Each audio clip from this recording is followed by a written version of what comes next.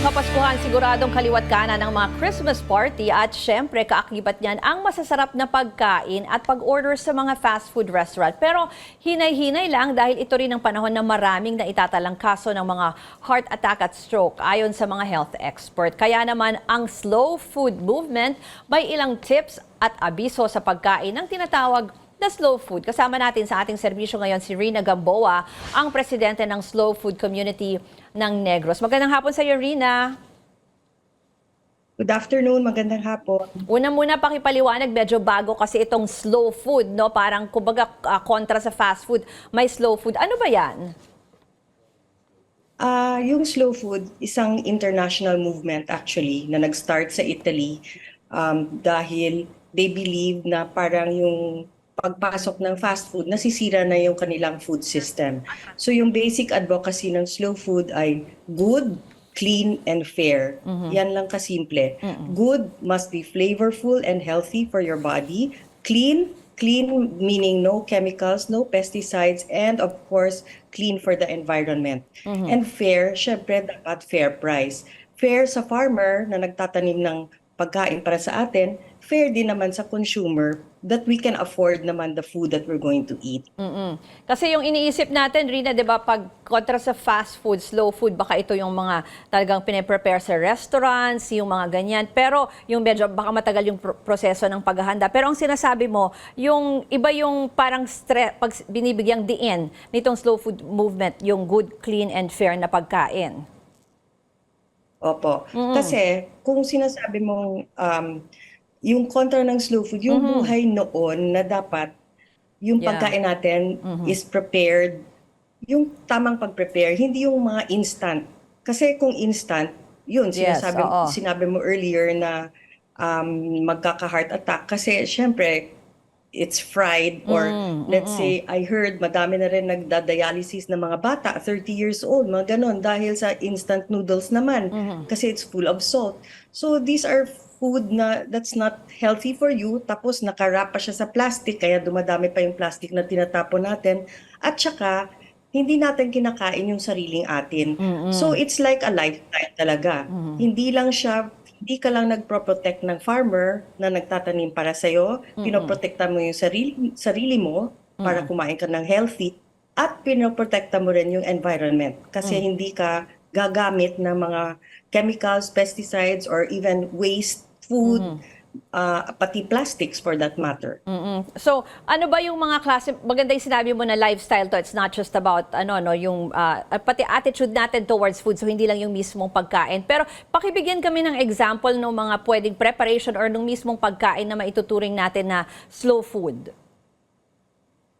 Actually, it's very simple. Yung kinalakhan natin na food, especially people siguro of my age, the younger ones now, maybe their parents are so busy na medyo fast food yung pinapakain. Pero yung noon, yung mga lola natin, anong kinakain nila?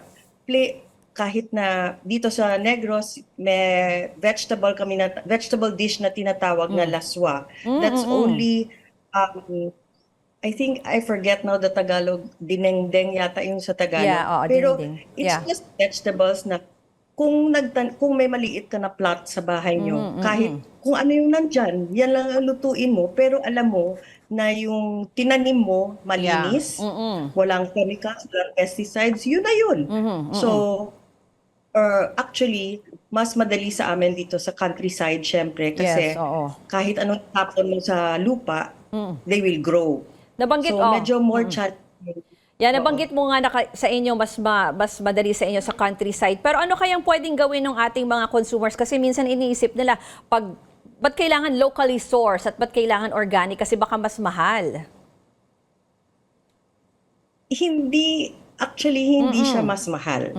Kasi, kung kakain ka kakain ng instant noodles, for example, as I said, 30 years old, dialysis na. Hanggang yung dialysis, magkano na ngayon? 10,000 a day?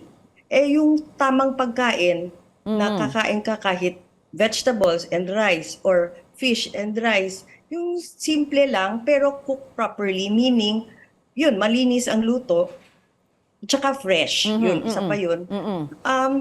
syempre you live longer.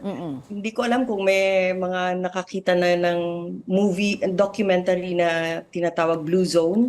Malalaman mo, the old people, they live longer because they eat properly.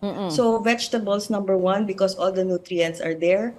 At saka yan yung pinaka-healthy talaga. So yung dapat isipin natin, ano yung niluluto ni Lolo at saka ni Lola before? Of course, adobo. Adobo is also healthy for as long as you make it from scratch. It's very simple. Ang basic lang naman dyan, vinegar. So, yun lang. The simpler the food, the more healthier it is, I would say.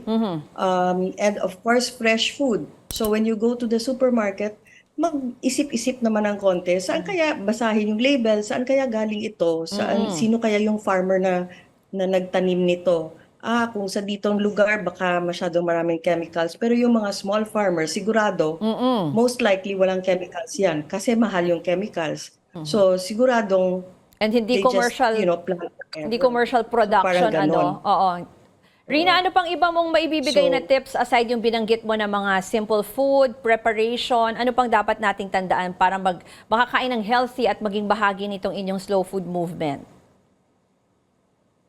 Consciousness lang talaga kung anong kinakain at saka kung may makikita kang, let's say, market, marami namang nagbebenta na small markets dyan sa Manila, di ba? Or, yun na nga, kung may maliit ka na plot or kahit na in a pot, or plastic, tutubo naman yung tanim dyan eh. Pero at least, alam mo na fresh yan. Of course, kung may relative ka sa probinsya, mas mabuti. Kasi sigurado kang makakuha ka ng fresh food talaga. Even, alam mo, iba yung commercial chicken na pinapakain ng 28 days lang. Ano kaya ang pinapakain dyan? Kasi pinipilit mong pwede na siya maging ma-harvest in 28 days. Eh yung totoong number of days na dapat yung chicken mag-grow ay 60 days. So ano kaya ang binibigay dyan para mabilis siyang lumaki? So consciousness talaga is number one. And then try to buy from your local grocer that has even, if you go out of town, di ba, when you're in Manila, you like to go out of town in the weekends, you see these stalls on the side that sell vegetables. Buy Yes. from them. Help your local farmer kasi sila yung siguradong may fresh na food na most likely malinis and nagtutulong pa sa environment. Okay, huli na lang, paano ba kontak ang inyong grupo for more information at saka baka may products din kayo na pwedeng tignan? Well, we have a Slow Food Negros page, Facebook or IG. And you can also email us at ramonuyjr@yahoo.com. Pero we encourage you to message us na lang in Facebook. Kasi we encourage also other people to form their own slow food communities. Okay. Maraming salamat kay Rina Gamboa, Presidente ng Slow Food Community ng Negros.